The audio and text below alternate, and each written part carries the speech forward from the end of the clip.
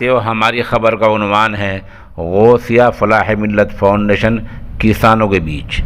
خبر کو تفصیل سے سن لیں۔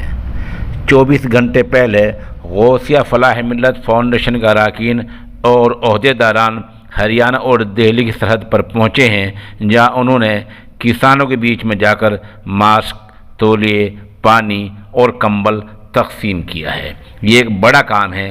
اس وفد میں حضرت مولانا ظفر الدین برکاتی، مولانا اقلیم رضا خان، غلام ربانی، حسن اقبال وغیرہ شامل رہے ہیں۔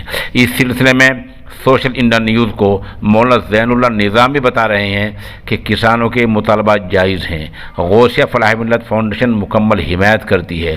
غوثیہ فلاح ملت کے فاؤنڈیشن نے ان کے بیچ میں جا کر ماسک، تولیے، کمبل تقسیم کیے ہیں، ان کے لیے پانی بھی لے جایا گیا تھا، اور ہم وعدہ کر کے آئے ہیں کہ جو بھی ضروریات ہوں گی انشاءاللہ العزیز ہم ان کی ہر طرح سے حمایت کریں گے۔ یہ غوثیہ فلاح ملت فاؤنڈیشن کا کسانوں کے بیچ پہنچنا ایک بڑا پیغام ہے، امن کا پیغام ہے، امن و شانتی کا پیغام ہے، اور کسانوں کی حمایت کا پیغام ہے۔